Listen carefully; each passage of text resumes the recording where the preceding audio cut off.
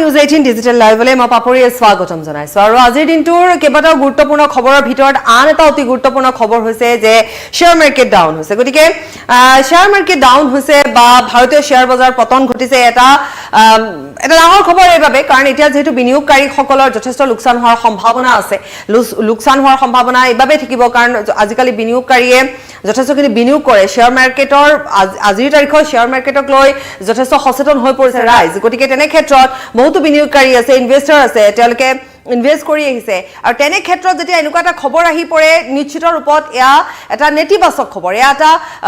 ভাল খবৰ বুলি ক'ব নোৱাৰি যেহেতু এটো এটা নেতিবাচক খবৰ বিনিয়োগকাৰীসকলৰ বাবে এটা নেতিবাচক খবৰ এটা কথা হৈছে যে ইয়াত বহুতো কাৰণ দেখুৱা হৈছে বিশেষভাৱে 5টাকৈ মূল কাৰণ দেখুৱা হৈছে যাৰ বাবে শেয়াৰ মাৰ্কেট ডাউন হৈছে আৰু ভাৰতীয় শেয়াৰ বজাৰ ডাউন হৈছে কিন্তু ইয়াৰ অন্যতম এটা মূল কাৰণ হিচাপে চিহ্নিত হৈছে আমেৰিকা অৰ্থাৎ মই প্ৰথমতে কৈ লৈছো যে কিমানখিনি আসলতে ডাউন হ'ব পাৰিছে মই হেয়া ক'বলৈ ওলাইছো যে যেটো সময়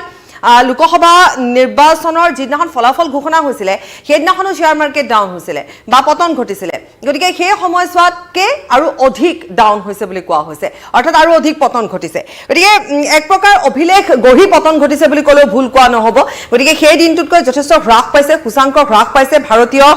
শেয়াৰৰ বজাৰৰ সূচাংক হ্ৰাস পাইছে আৰু বিশেষকৈ প্ৰথম এনেকুৱা হৈছিল যে লোকসভা নিৰ্বাচনৰ ফলাফলৰ এদিনৰ পূৰ্বে যি ধৰণে দেখিবলৈ পোৱা গৈছিল যে যথেষ্টখিনি তাত ভাল খবৰ আহিছিল ভাল প্ৰভাৱ পৰিছিল শেয়াৰ মাৰ্কেট বহুখিনি উঠি গৈছিল গতিকে তেনেকুৱা এটা সময়ছোৱাতে পাঁচদিনাখন যেতিয়া ফলাফল ঘোষণা কৰাৰ সময়দিনাখন যথেষ্টখিনি তাত হ্ৰাস পোৱা দেখিবলৈ পোৱা গৈছিল সূচাংক বৃদ্ধি পোৱা দেখিবলৈ পোৱা নগৈছিল আৰু তাতকৈও সেই দিনটোতকৈ লোকসভা নিৰ্বাচনৰ ফলাফল ঘোষণাৰ দিনটোতকৈ সূচাংক হ্ৰাস পাইছে ভাৰতীয় শেয়াৰ বজাৰৰ সূচাংক এতিয়া আজি যেহেতু সোমবাৰ গতিকে সোমবাৰে শেয়াৰ বজাৰৰ সূচাংক দীঘলীয়া ৰঙা কেণ্ডেলেৰে আৰম্ভ হৈছে গতিকে নিশ্চিতভাৱে স্বাভাৱিকভাৱে এটা এক প্ৰকাৰ আমি কৈছো যে নেতিবাচক খবৰ ভাৰতীয় শেয়াৰ বজাৰত এতিয়া অভিলেখ ৰূপত পতন ঘটিছে বুলি এটা ক'ব বিচাৰিছে সকলোৱে আৰু যদি চোৱা যায় বম্বে ষ্টক এক্সচেঞ্জৰ মই আকৌ কৈছো তথ্য সহকাৰে কিছু তথ্য দি লৈছো তাৰ পিছত ইয়াৰ 5টা কাৰণৰ কথা ক'বলৈ ওলাম যে বম্বে ষ্টক এক্সচেঞ্জৰ সূচাংক সেনসেক্স 2600 পইণ্টৰ অধিক পতনেৰে অভিলেখ ৰচিছে 2600 পইণ্টতকৈও অধিক পতন ঘটিছে একেদৰে 2 জুলাইৰ পিছত সৰ্বাধিক পতন ঘটি নিফটি 24000ৰ ঘৰৰ তললৈ নামিছে 23900ৰ ঘৰত উঠানমা কৰি আছে এতিয়া নিফটি সূচাংকই একে সময়তে ভাৰতীয় টকাৰ মূল্য আমেৰিকান ডলাৰৰ তুলনাত সৰ্বকালৰ ন্যূনতম 83.80 লৈ হ্ৰাস পাইছে এইখিনি হৈছে আজিৰ এই মুহূৰ্তৰ যিখিনি তথ্য সহকাৰে আমি ক'ব বিচাৰিছো যে নিফটি কিমান উঠানামা কৰিছে বা কিমান পতন হৈছে বা সেনসেক্সৰ সূচাংক কিমান পতন হৈছে কিমান হ্ৰাস পাইছে কিয়া 2600 পইণ্টৰ অধিক বম্বে ষ্টক এক্সচেঞ্জৰ সূচাংক সেনসেক্স 2600 পইণ্টৰো অধিক পতনেৰে এক প্ৰকাৰ অভিলেখ ৰচিছে বুলি ক'ব পাৰি গতিকে হাহাকাৰ লাগিছে বিনিয়োগকাৰীসকলৰ মাজত ইনভেষ্ট কৰা সকলৰ মাজত এটা হাহাকাৰ পৰিস্থিতিৰ সৃষ্টি হোৱাটো এটা স্বাভাৱিক কথা আহি পৰিছে গতিকে যদি চোৱা যায় এতিয়া 2 জুলাইটো ঠিক তেনে ধৰণে 2 জুলাইৰ পিছত সৰ্বাধিক পতন ঘটিছে আৰু আজি ভাৰতীয় টকাৰ মূল্য আমেৰিকা ডলাৰৰ তুলনাত সৰ্বকালৰ ন্যূনতম 83.80 লৈ হ্ৰাস পাইছে এতিয়া কথাটো হৈছে যে ভাৰতীয় যিখন শেয়াৰ বজাৰত প্ৰভাৱ ক'ৰ পৰা পৰিছে বা পতন কিয় হৈছে ইয়াৰ এটা অনুমান কৰা হৈছে যে 5টাকৈ কাৰণ অনুমান কৰা হৈছে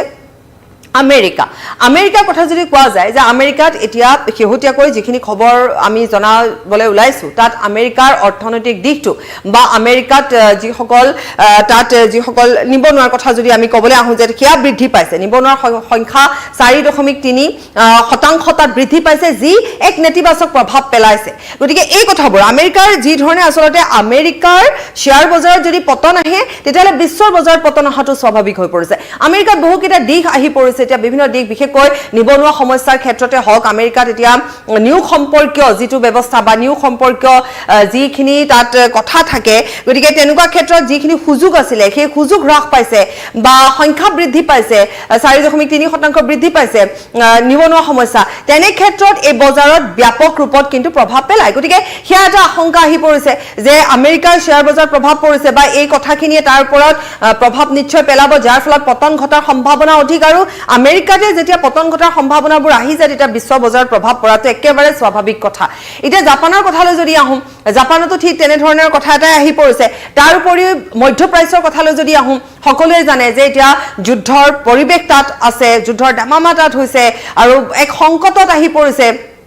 বৰ্তমান মধ্যপ্ৰাচ্যৰ যেটো পৰিস্থিতি আহি পৰিছে সেই পৰিস্থিতিটোৱে যথেষ্টখিনি সংকট নমাই আনিছে আৰু আমি যদি কালিৰ দিনটোলৈকে চাওঁ তেতিয়াহলে তাত এক প্ৰকাৰ যুদ্ধৰ আকৌ যি ধৰণে যুদ্ধ আসলে যুদ্ধ চলিয়ে আছে তাৰ মাজত কিন্তু আৰু অধিক বৃদ্ধি পোৱাৰ সম্ভাৱনা অধিক হৈ পৰিছে আৰু হেয়াও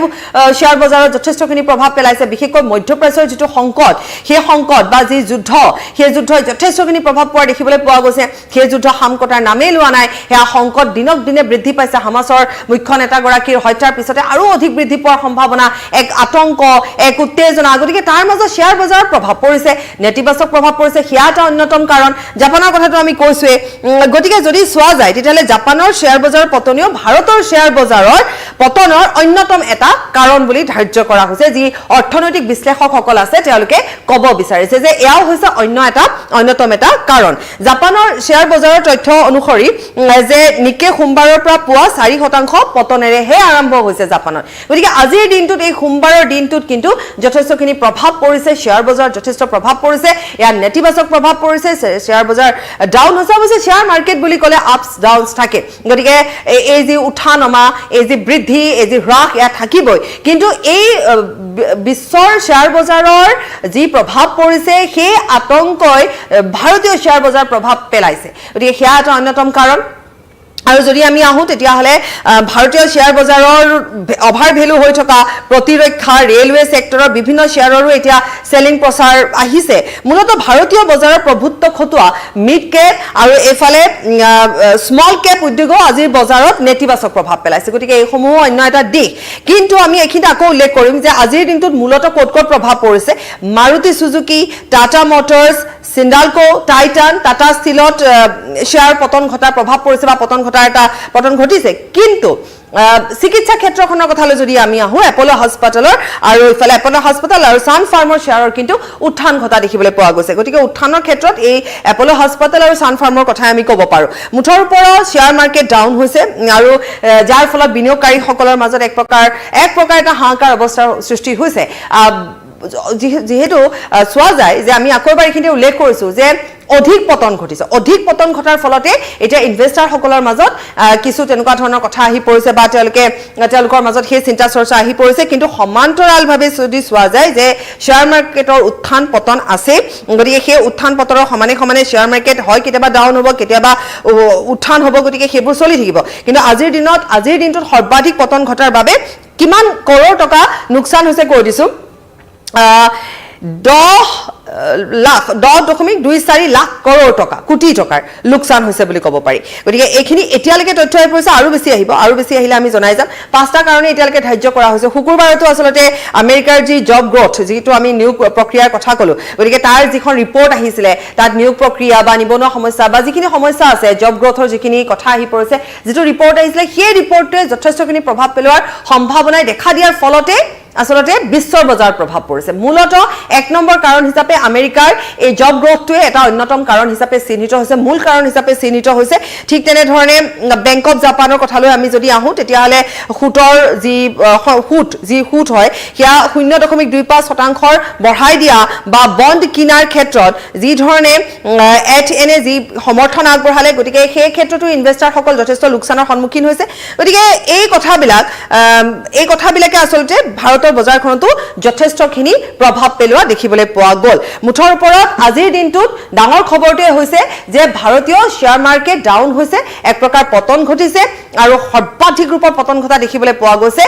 গতিকে যাৰ ফলত যিসকল বিনিয়োগকাৰী আছে তেওঁলোকৰ কিন্তু হাহাকাৰ লাগিছে এনে ধৰণৰ আৰু বহুতো খবৰ লৈ আহিম আৰু বিশেষকৈ সেনসেক্স বা বিশেষকৈ আমি এই শেয়াৰ মাৰ্কেটৰ যিখিনি কথা আনিছো আমি বিস্তৃতভাৱে আমি টিভি প্লেটফৰ্মত আমি এই সন্দৰ্ভত জনাই যাম আৰু লগতে আমি ডিজিটেলিও আপোনালোকক বহুখিনি কথা জনাই যাম অন্য খবৰৰ কিছু সময় পিছতে লৈ আহিম এতিয়া বিদায় লৈছো নমস্কাৰ